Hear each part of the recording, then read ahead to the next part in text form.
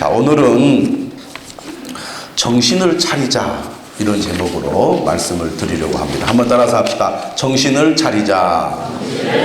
자, 오늘 이 시간 말씀을 들을 때 모두 다 정신을 차리고 잘 들으실 수 있기를 바랍니다. 오늘 말씀은 데살로니가전서 4장 13절에서부터 연결이 되는 말씀입니다. 13절에서 18절 말씀은 예수 그리스도의 재림에 관해서 말씀하고 있습니다. 특별히 데살로니가 교회 성도들에게 어떤 의문점이 있었느냐. 예수님이 재림하실 때 이미 세상을 떠난 사람들은 어떻게 될까? 예수 그리스도를 믿다가 먼저 세상을 떠난 사람들은 예수님이 재림하실 때 혹 예수님의 재림을 보지 못하는 것 아니냐, 이런 질문을 던졌습니다. 사도 바울은 아니다. 예수님을 믿다가 먼저 세상을 떠난 사람들이 예수님이 재림하실 때 그들이 다시 일어나서 예수 그리스도의 재림을 보게 될 것이다. 예수님을 공중에서 영접하게 될 것이다. 그러니 믿다가 세상을 떠난 사람들 때문에 슬퍼하지 말아라. 그런 말씀을 했습니다. 오늘 우리 그리스도인들에게는 종말에 대한 분명한 확신이 있습니다. 나는 죽으면 어떻게 될까? 죽음 이후에는 어떤 일이 일어날까? 이런 불안함, 두려움, 이로 인한 슬픔이 있습니다. 그러나 성경은 우리에게 분명히 가르쳐주고 있습니다.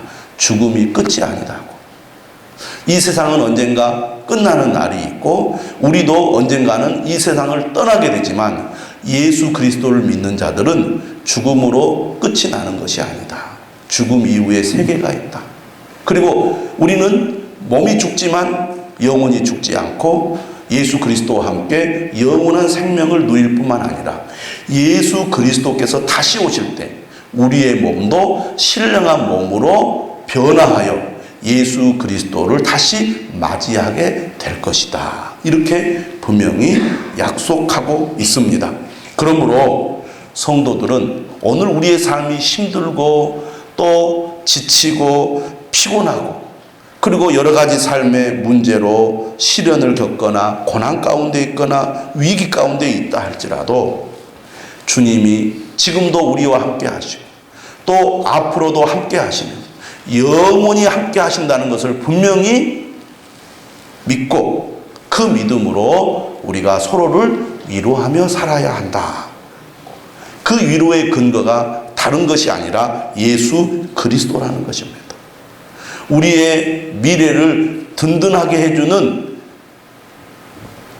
그 분명한 것은 돈이나 건강이나 성공이 아니라 우리 안에 계신 예수님이야말로 우리의 가장 든든한 백이 된다. 이렇게 말씀하고 있습니다. 이 믿음을 가지고 우리가 살아갈 뿐만 아니라 서로를 위로하는 그런 삶을 살아야 할 줄로 믿습니다. 오늘 본문은 그러면 도대체 예수 그리스도는 언제 오시느냐? 예수님이 이 땅에 다시 오시는 때는 언제인가?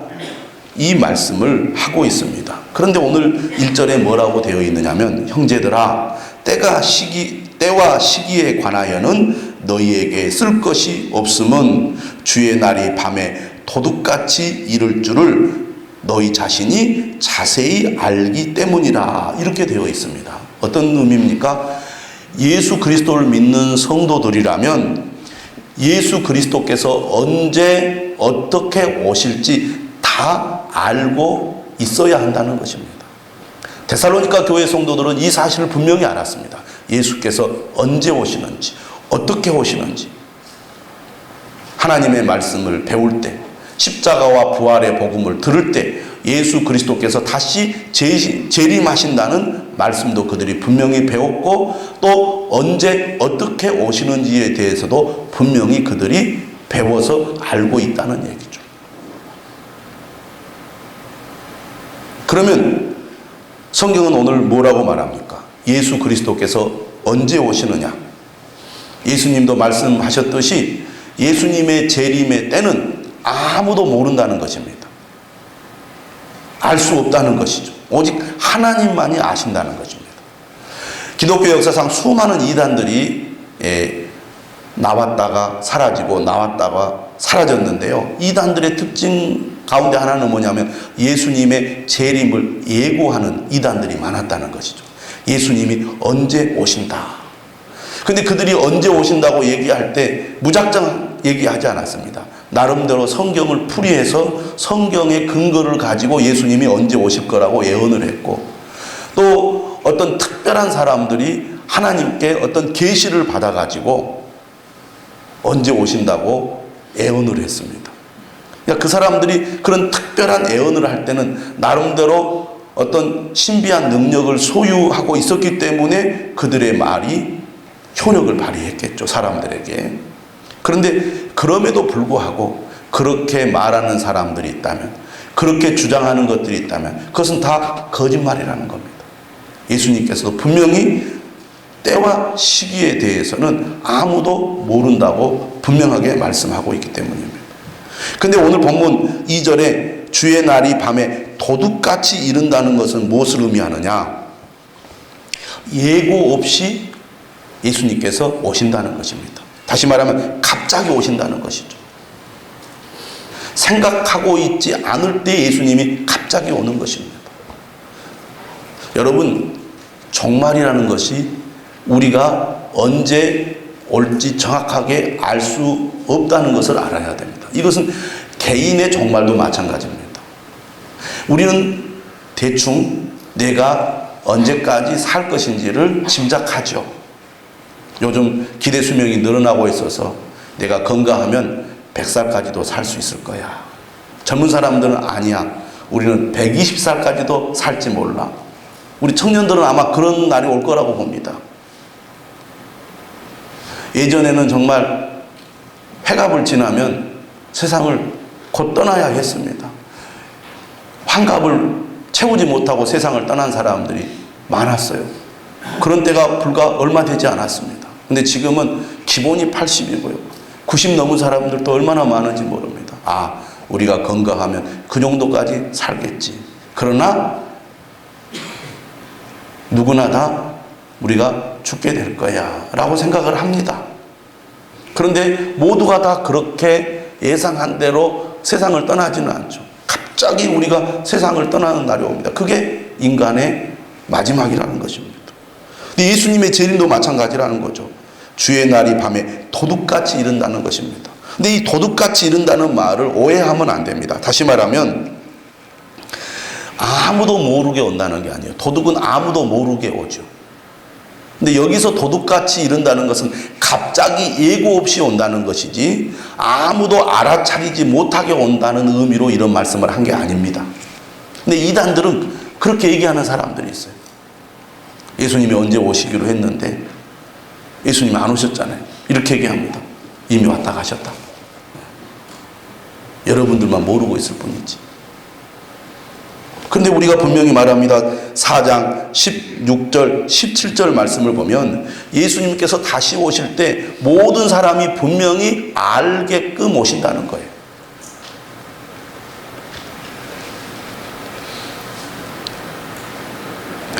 갑자기 오지만, 예고 없이 오지만, 그러나 분명히 오신다는 것이 성경의 가르침입니다. 그렇기 때문에 오늘 말씀은 우리에게 뭐라고 말하느냐? 예수 그리스도의 다시 오심을 대비해야 된다는 겁니다. 준비해야 된다는 것이죠. 3절 예를 들어서 이렇게 말합니다. 그들이 평안하다 안전하다 할 그때에 임신한 여자에게 해산의 고통이 이름과 같이 멸망이 갑자기 그들에게 이르리니 결코 피하지 못하리라. 예전에는 많은 예전 어른들은 아이를 낳을 때 아이를 낳기까지 열심히 일을 해야 했습니다. 빨래도 하고 밭일도 하고. 옛날 이 여성들은 얼마나 몸으로 하는 일이 많았습니까? 그러니까 출산날이 가까워져도 일을 해요. 왜? 아직 통증이 없으니까. 그리고 예정일이란 게 있잖아요. 아직 예정일이 남아 있으니까 열심히 아이를 낳기까지 밭일도 하고 물도 길러야 되고 빨래도 하고 그것을 또 막 꼬매기도 하고 얼마나 일이 많아요. 그래서 예전에 그런 얘기들 여러분 다 들어보셨죠? 밭에서 일하다가 밭에서 아이를 낳는 경우가 있습니다. 갑자기 통증이 와서 양수가 터지고 출산을 하게 되는데 움직일 수가 없는 거예요. 그래서 밭에서 누워가지고 애를 낳는 분도 있고 심지어는 길을 가다가 낳으시는 분도 있고 어떤 분들은 차를 타고 가다가 자동차 안에서 아이를 출산하는 일도 있었습니다. 그런 일들이 종종 있었던 것이 불과 얼마 오래되지 않는 과거의 일입니다. 이처럼 출산은 예고 없이 생기는 거죠. 분명히 언제쯤 아이가 나올 것이라는 것은 알고 있지만 우리가 계산한 대로 아이가 태어나지 않죠. 저도 큰 아이가 태어날 때 제 기억에 한 3주 먼저 태어난 것 같습니다. 저는 그때 서울에서 이제 전도사 생활하고 있었고 아내는 고향에서 공무원 생활하고 있는데 이제 주말에는 내가 교회에 올라와 있고 주중에 이렇게 시간 내서 내려가는데 느낌이 좀 이상해서 전화를 했어요. 했는데 아이를 낳았다는 거예요. 3주 먼저. 그래서 부랴부랴 내려와서 첫 아이를 이렇게 제가 병원에서 낳은 것을 보았습니다. 예고 없이 생각지도 않은 때 아이가 태어난 거죠. 둘째 아이도 여기서 주일 예배를 드리고 이제 통증이 이렇게 이제 진통이 오는데 견딜만 하다고 그러더라고요. 그래서 저녁 예배 드리고 그리고 잠을 잤어요. 아침에 이제 잠을 자고 3월 1일에 이제 강주에 있는 모자보건원이라고 백운동 거기 입구에 있습니다. 거기가 싸니까 거기 가서 이제 아이를 낳으려고 딱 들어갔는데 금방 나을 것 같은데 또 안 나와요. 그 셋째 아이가 그랬습니다. 셋째 아이가.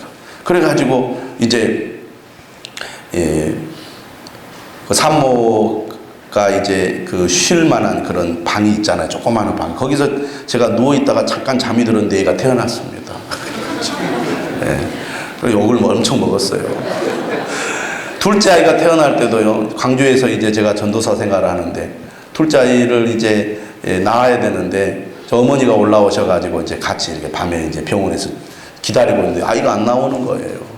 근데 새벽에 제가 새벽기도 차량 운행을 해야 되니까 도저히 밤을 새서는 차량 운행을 못 할 것 같아서 내가 쉬고 오겠다고 좀 잠을 자고 운전하러 가야 되겠다. 갔는데 그 사이에 태어났습니다. 그래서 첫째, 둘째, 셋째가 낳았는데 그 낳을 때 현장에 없었다고 제가 지금까지 구박을 받고 있습니다. 아이가 언제 태어날지 우리가 대충 예상은 해도 정확한 시기를 알 수가 없는 것이 사실은 아이의 출산 아닙니까? 괜찮겠지.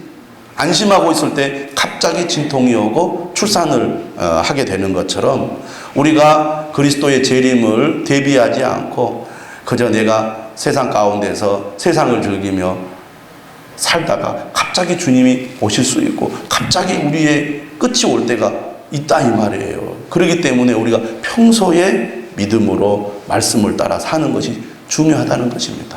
아직 내가 살 날이 많으니까 아직 내가 주님을 위하여 일할 수 있는 날이 많으니까 지금은 내가 좀 뒤로 미루고 내 바쁜 일부터 하자. 세상 일부터 열심히 하자. 그렇게 하면서 믿음을 뒤로 미루다 보면 내가 정말 주님의 일을 하고자 할 때 할 수 없는 때가 온다 그런 얘기죠. 4절에 말합니다. 형제들아 너희는 어둠에 있지 아니하매 그날이 도둑같이 너희에게 임하지 못하리니 너희는 다 빛의 아들이요 낮의 아들이라. 우리가 밤이나 어둠에 속하지 아니하나니. 한번 따라서 합시다. 나는 빛의 아들이요 낮의 아들이다. 여자분들은 자, 나는 빛의 딸이요 낮의 딸이라.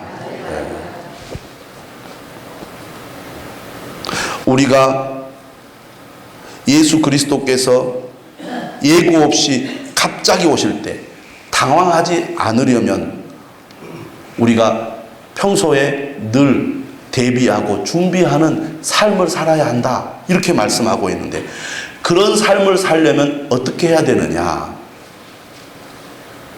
방금 읽은 이 본문의 말씀은 내가 누구인지, 나의 정체성을 분명히 하라고 말씀하고 있습니다. 나는 누구인가? 나는 빛에 속한 자요. 나는 낮에 속한 자다. 라는 나의 정체성을 분명히 하라는 것입니다. 여러분, 우리가 살아가면서 내가 누구인지를 늘 의식하는 거 얼마나 중요한지 모릅니다. 나는 직장인이다. 나는 지금 사업을 하고 있다. 그것이 나로 하여금 아침에 일찍이 일어나서 일터로 나가게 합니다. 책임감을 가지고 일하게 하죠. 그런 의식이 없는 사람은 며칠 나가다가 아이고 기분 나빠서 안 나가. 나 오늘 피곤하고 힘드니까 안 나가. 그런 사람들 직장 생활을 못 합니다. 그런 책임감이 없는 사람은 사업도 못 하죠. 나는 우리 집의 가장이다. 내 가정을 책임져야 될 가장이다. 라는 분명한 자기 정체성이 있는 사람은 힘들고 피곤해도 일어나서 가족들을 책임지기 위해서 일을 합니다. 때로는 정말 자존심이 상하고 모욕을 당하고 기분 나쁜 일이 있고 힘든 일이 있어도 아니야, 내가 여기서 주저앉으면 안 돼. 열심히 해야지. 내가 누구인가를 늘 의식하고 생각하는 사람은 자기가 해야 될 일과 책임을 절대로 소홀히 하지 않는다, 그 말이에요. 그렇지 않습니까? 어린아이들과 어른의 차이가 바로 거기에 있는 겁니다. 아이들은 아이고 힘들어 못하겠어요 하고 내팽개쳐버려요. 그러나 어른들은 그렇잖아요. 왜? 자기가 감당해야 될 책임이 있으니까. 내가 어떤 사람인지 누구인지를 분명히 아니까 그러는 거죠. 마찬가지로 예수를 믿는 사람은 자기의 정체성을 분명히 해야 됩니다. 나는 누구인가? 나는 밤에 속한 자가 아니라 낮에 속한 자예요. 나는 어둠에 속한 자가 아니라 빛에 속한 자다라는 자신의 정체성을 늘 분명히 해야 됩니다. 우리가 이렇게 주일에 교회에 와서 예배를 드리는 목적이 어디에 있습니까? 나의 정체성을 분명히 하는 거예요. 우리가 살다 보면 정신이 없을 때가 있습니다. 내가 누구인지, 내가 지금 뭘 하고 있는지, 내가 어디로 가고 있는지 정신이 없을 때가 있어요. 주일에 교회에 와서 다시 한번 정신을 차리는 것입니다. 나는 빛에 속한 자요. 나는 낮에 속한 자다. 내가 해야 될 일, 내가 가야 할 길이 무엇인가를 분명히 확인하는 시간이라고 볼 수가 있습니다. 그런데 우리가 신앙생활을 해도 이처럼 자신의 정체성을 분명히 하지 못하고 내가 누구인지를 알지 못한 채 살아가는 성도들이 있습니다. 그런 사람들은 헛된 길로, 잘못된 길로 계속 갈 수밖에 없는 것이죠. 오늘 성경은 말합니다. 나는 누구인가? 나의 정체성은 무엇인가? 그것을 분명히 하라. 6절은 말합니다. 그러므로 우리는 다른 이들과 같이 자지 말고 오직 깨어 정신을 차릴지라. 우리가 낮에 속한 자요 빛에 속한 자라면 밤에 속한 자들처럼, 어둠에 속한 자들처럼 잠을 자서는 안 된다는 것입니다. 물론 이것은 비유적인 표현이죠. 오직 깨어 정신을 차려야 된다. 내가 낮에 속한 자인데 잠을 자고 있으면 되겠는가? 내가 빛에 속했는데 내가 어둠 가운데 다니면 되겠는가? 정신을 차려야지. 이렇게 얘기하고 있습니다. 여러분, 우리가 흔히 정신이 없다 그런 말을 합니다. 정신이 없다. 정신이 없다는 것은 정상적인 생각, 정상적인 판단, 정상적인 행동을 하지 못한다는 것을 의미합니다. 어떤 경우에 우리가 정신이 없게 됩니까? 잠에 취해 있을 때 정신이 없습니다. 잠에 취해 있으면 정상적인 생각, 정상적인 판단, 정상적인 행동을 할 수가 없어요. 그래서 늘 피곤해 있는 사람은 삶이 힘들죠. 그럴 때 여러분, 내가 정말 지쳐있고 피곤해서 잠을 제대로 자지 못했는데 여러분들이 중요한 판단이나 선택을 하면 되겠습니까?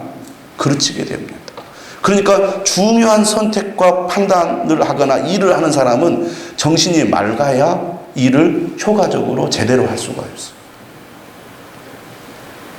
또 정신이 맑아야지. 정신이 없는 상태에서 여러분들 위험한 일을 한다고 생각해 보시죠. 자칫 잘못하면 사고를 당하거나 목숨을 잃을 수가 있는 것입니다. 그래서 우리가 정신을 차리지 않으면 중요한 결정도 하지 못할 뿐만 아니라 어렵고 힘든 일도 해낼 수가 없는 거죠. 또 언제 정신이 없습니까? 나쁜 것에 취할 때.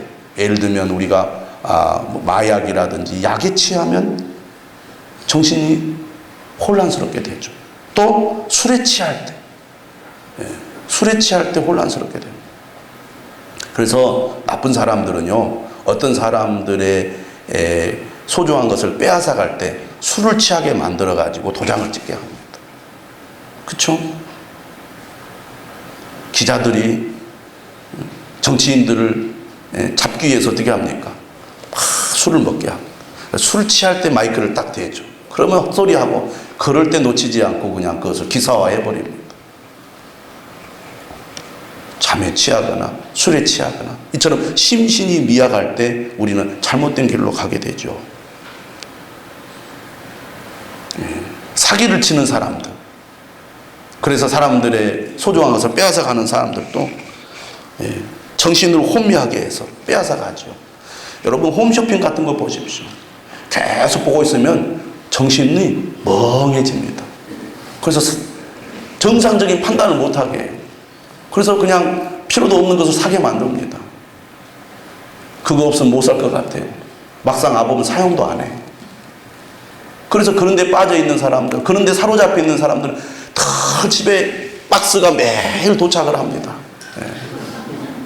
그거 쌓여가요. 쓰지도 않아요. 진짜로. 안 쓰는 거 있으면 다음에 선교지로 다 보내시기를 바랍니다.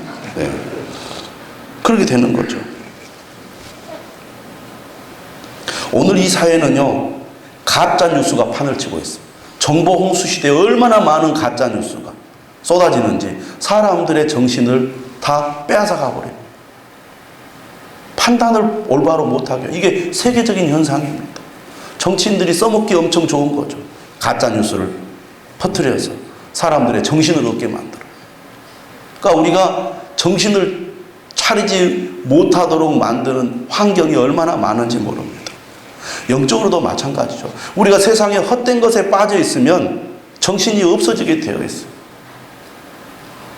그러니까 우리가 올바른 판단, 올바른 선택, 올바른 행동을 못하게 되는 것이죠. 이단에 빠지는 사람들이 바로 그런 것입니다. 이상한 교리를 가지고 사람들을 정신없게 만드는 거예요. 그래서 무엇이 옳은지 그른지를 판단하지 못하게 만들어서 잘못된 것이 옳은 것처럼 생각하게 만드는 겁니다. 그게 정신이 없는 거죠. 그래서 오늘 성경은 말합니다. 오직 깨어 정신을 차릴지라. 8절에도 우리는 낮에 속하였으니 정신을 차리고. 정신을 차리려면 첫째는 의지적인 면이 중요합니다. 의지가 중요하다는 거죠. 여러분, 우리가 생활하다 보면 피곤하잖아요. 잠이 부족해. 그래서 이제 아침에 일어나야 되는데 몸이 말을 안 들어요. 그럴 때 정신이 오락가락하죠. 그러나 의지가 강한 사람은 그때 일어납니다. 내가 이렇게 누워있으면 안 돼. 정신을 차려야지. 일어나야지. 특히 주일 아침이 그렇습니다. 토요일 밤에 잠을 제대로 안 자가지고 아침에 일어나서 교회를 가야 하는데 잠이 부족하니까 정신이 혼미해. 아이고 피곤하니까 오늘은 교회 가지 말자. 다음에 가야지. 그리고 정신을 놔버립니다. 그러고 나서 이제 예배를 드리지 못하고 하루가 가고 나면 후회가 돼요.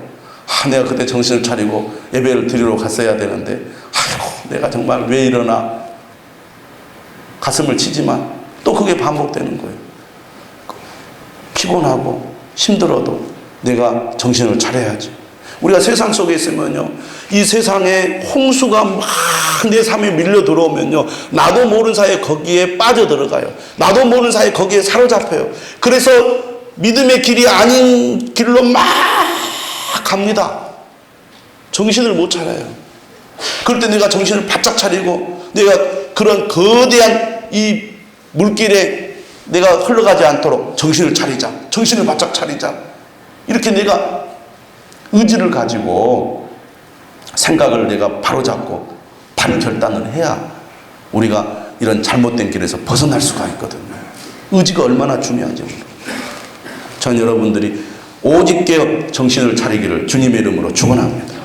근데 이렇게 의지적인 면이 중요하지만 의지만 가지고 안 된다는 거죠. 뭐가 중요해요? 환경이 중요하다는 것입니다. 우리가 오직 깨어 정신을 차리려면 정신을 차릴 수 있는 환경을 조성해야 됩니다. 만들어야 된다 그 말입니다. 그래서 여러분, 잠을 못 잔 사람은요, 짧은 시간이라도 숙면을 해야 되고요. 늘 일에 지친 사람은 반드시 휴식을 취해야 됩니다. 휴식을 취하지 않고 일만 하면 일이 잘 됩니까? 안 됩니다. 쉬지 않고 공부만 하면 공부가 잘 됩니까? 일정 정도 쉬어주고 공부도 하고, 쉬어주고 공부도 하고, 환경을 조성할 때 우리가 효과 있는 일을 할 수가 있는 것처럼 환경의 조성이 얼마나 중요한지 몰라. 마음의 안정을 취하고 생각을 정리할 수 있는 환경을 만들어야 된다고. 그래서 세상으로 나아가다 보면 나도 모르는 사이에 정신이 혼란스러워 가지고 바른 판단과 생각을 못 하는 거예요. 그래서 우리가 그런 환경을 만드는 게 얼마나 중요합니다. 말씀을 읽고 묵상할 수 있는 환경, 하나님께 기도할 수 있는 환경, 예배드릴 수 있는 환경을 여러분들이 만들어 가야 돼요. 내가 왜 이러지? 내가 이렇게 하면 안 되는데 내가 왜 계속 이러지? 자신 탓을 많이 해요. 자신 탓을. 그러지 말고 환경을 만들라 그 말이에요. 그게 얼마나 중요한지 모릅니다. 오늘 우리는 이 세상의 홍수 속에서 나도 모르는 사이에 막 떠내려 가요. 다 그렇게 하는 것이 맞다고 생각하고 그렇게 하는 것이 정상이라고 생각하는 거예요. 그건 나도 모르는 사이에 믿음에서 떠나서 엉뚱한 길로 막 흘러 떠내려 가고 있는데도 내가 거기에서 어떻게 해야 될지를 모르고 있을 뿐만 아니라 그냥 그것이 정상이라고 생각하고 막 가버리는 거예요. 점점 주님과 멀어져 가는 것이죠. 그래서 오늘 성경도 말합니다. 그러므로 우리는 다른 이들과 같이 자지 말고 오직 깨어 정신을 차릴지라. 의지를 가지고 결단을 하고 환경을 만들어서 정신이 혼미한 상태에 머무르지 말라 그런 얘기입니다. 그럼 구체적으로 어떻게 해야 된다고 말합니까? 8절에 우리는 낮에 속하였으니 소속을 분명히 하라는 거죠. 정체성을 분명히 하라는 것입니다. 내가 누구냐? 낮에 속한 자다. 그럼 어떻게 해야 되냐? 정신을 차려야지. 어떻게? 믿음과 사랑의 호심경을 붙이고 구원의 소망의 투구를 쓰자. 사도 바울은 데살로니가 전서에서 데살로니가 교인들을 향하여 계속 믿음, 사랑, 소망을 강조하고 있습니다. 믿음, 사랑, 소망을 붙들라는 겁니다. 근데 여기 보면 믿음과 사랑에 호심경을 붙이고, 호심경은 가슴에 붙이는 것입니다. 자, 우리의 신앙이 머리에만 머무르지 말고 가슴으로 내려오라는 것이죠. 가슴으로. 하나님의 말씀에 대한 지식을 가지고 있기만 하면 안 된다는 겁니다. 하나님은 어떤 분이신가? 예수 그리스도는 어떤 분이신가? 성령님은 어떤 분이신가? 믿음은 무엇인가? 아무리 많이 알고 있으면 뭐예요? 그것이 내 것이 돼야지. 가슴에서 뜨거워져야 한다는 겁니다. 하나님이 나를 사랑하신다는 것. 예수님이 나를 구원해 주셨다는 것. 지금도 나와 함께 하신다는 것, 성령으로. 이것을 내가 확실히 마음으로 믿고 그 믿음이 내 마음을 뜨겁게 해야 되는 것입니다. 사랑도 마찬가지죠. 데살로니가 교회 성도들은 하나님의 말씀을 붙잡고 그 말씀대로 살아가기 위해서 힘쓴 사람들입니다. 그러니까 말씀대로 순종하는 삶을 살았던 사람이 데살로니가 교회 성도들인데, 그들의 믿음의 역사는 단순한 믿음으로 끝나지 않고 사랑으로 그들이 실천을 했습니다. 그러니까 사랑의 수고가 있었던 교회죠. 어려운 성도들, 고난 가운데 있는 성도들, 방황하는 성도들을 사랑으로 보살펴주고 돌봐주고 격려해주고 위로해주는 사랑의 수고가 있었다 그 말입니다. 어떤 사람은요, 분석을 잘하는 사람이 있어요. 이성적인 작용이 발달한 사람들은 분석을 잘하죠. 어떤 사람이 어려움에 처해서 저 사람은 뭐 때문에 어려워? 게을러. 무슨 일을 저렇게 지혜롭게 못해. 저 환경에 문제가 있어. 다른 사람을 분석해서 저 사람이 왜 어려운지를 잘 아는데 그것으로 끝이에요. 머리만 있으면 안 된다는 거죠. 저 사람이 어렵다. 저 사람 좀 왜 저렇게 생각하고 저렇게 행동하고 저렇게 일을 결정하지. 그러니까 맨날 어렵지. 그렇게 분석만 해가지고는 안 된다 그 말이에요. 그걸 우리가 분석했으면 몸으로 행동으로 나가서 그 사람을 도와주고 격려해줘야죠. 사랑의 수고가 있어야 된다 그 말이에요. 가슴으로 해야 된다는 거예요. 그래서 믿음과 사랑의 호신경을 붙이라는 겁니다. 근데 그 다음 말이 중요해요. 구원의 소망에 투구를 쓰자. 투구라는 것은 머리에 쓰는 것입니다. 소망의 인내라는 말을 데살로니가전서 1장에서 사용하고 있는데 여기서는 구원의 소망이라는 표현을 쓰고 있습니다. 그러니까 미래에 우리에게 일어날 일에 대해서 소망을 갖자는 건데 여기서 구원이라는 말은 궁극적인 구원이에요. 구원의 완성을 얘기합니다. 예수 그리스도 재림을 통하여 우리가 얻게 될 완전한 구원을 얘기하는 거죠. 지금 믿는데 도중에 믿음을 버린다면 구원 못 받잖아요. 끝까지 믿음을 지켜서 우리가 구원을 이루어야 되는데 그러려면 지금 현재 우리가 고난 가운데 있어도 박해 가운데 있어도 끝까지 믿음을 지키자. 예수님이 다시 재림하실 것이다. 우리의 구원은 온전히 이루어질 거다. 이 소망을 가져야 되잖아요. 그게 구원의 소망인데 이것은 단순히 마음만 뜨거워서 안 된다 그 말이에요. 분명한 하나님의 말씀에 대한 신념이 있어야 된다. 신념. 확고한 신념. 이성적인 판단과 확고한 신념이 필요하다는 것이죠. 성경은 우리에게 분명히 이렇게 말씀하고 있다. 하나님의 약속은 분명히 이렇다. 막 마음이 이랬다 저랬다 흔들리지 않는 그런 확고한 신념이 있어야 된다는 거죠. 저는 목회를 하면서 그런 은혜를 하나님이 주신 것에 감사하고 있습니다. 제가 이제 신학을 하고 성경을 이렇게 공부하는 가운데 전 분명하게 제 나름대로 하나님께서 주신 그 확고한 어떤 교리에 관한 분명한 그 확신을 저에게 주셨어요. 그래서 저로 하여금 흔들리지 않는 그런 마음을 주신 것을 저는 정말 감사합니다. 목사님들 가운데도요, 이게 분명하지 않으면 흔들려요. 그래서 옛날 시한부 종말론이 막 이 휘몰아칠 때 목사님들도 거기에 빠져가지고 그쪽으로 넘어간 목사님들이 있었습니다. 그것이 분명하지 않으면 그냥 이게 이성이 작동을 해야 될 때 가슴만 작동을 하는 거예요. 거기가 막 불이 붙으니까 막 가슴이 뜨거워져서 아 저기가 진짠가 봐 하고 막 가는 거예요. 근데 시간이 지난 게 아니네. 또 여기 와 가다가 와 가슴이 뜨거워가지고 막 여긴가 진짠가 봐 하고 하는데 또 거기도 아니에요. 뭐 교인들은 얼마나 헷갈리고 있어요. 근데 우리 신앙도 마찬가지로 가슴이 작동을 하고 뜨거워져야 되는 것이 있고요. 이성이 작동을 해서 절대로 흔들리지 않고 휘둘리지 않는 그런 분명한 신념도 필요하다 그 말입니다. 구원의 소망에 투구를 쓰라는 것이죠. 누가 뭐라고 해도 성경의 말씀이 진리라는 것을 확실히 믿는 믿음이 있어야 됩니다. 죽음이 두렵습니까? 죽음 이후에 어떤 일이 일어날지 불안합니까? 성경은 우리에게 분명히 거기에 대해서 약속하고 있다고 말해요. 그런 확고한 믿음이 있을 때 죽음의 위협 앞에서도 흔들리지 않는 믿음을 갖는 것이죠. 하나님은 어떤 분이신가? 9절에 말합니다. 하나님의 뜻은 구원에 있어요. 우리가 망하는 것을 원하지 않습니다. 하나님이 우리를 세우시면 노하심에 이르게 하심이 아니요 오직 우리 주 예수 그리스도로 말미암아 구원을 받게 하심이라. 하나님은 우리 모두가 다 구원받기를 원하시는 거예요. 10절은 말합니다. 예수께서 우리를 위하여 죽으사 우리로 하여금 깨어있든지 자든지 자기와 함께 살게 하려 하셨느니라. 여기서 깨어있든지 자든지는 살아있든지 죽었든지를 의미합니다.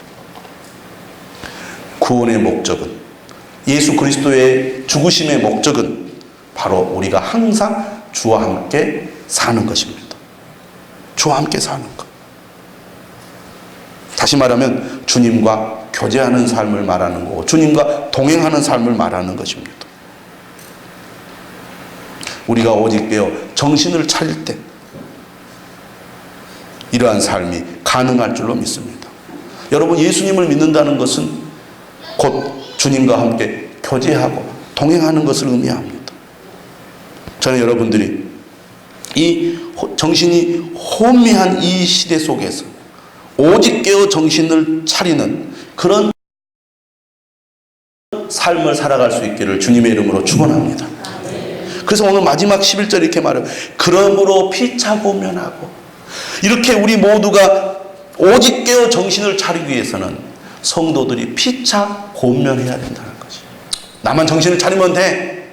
그것을 넘어서서 내 옆에 있는 성도들이 혹시 정신을 차리지 못하고 있을 때 오직 깨어 정신을 차릴 수 있도록 권면하는 그런 역할을 꼭 하라는 것입니다.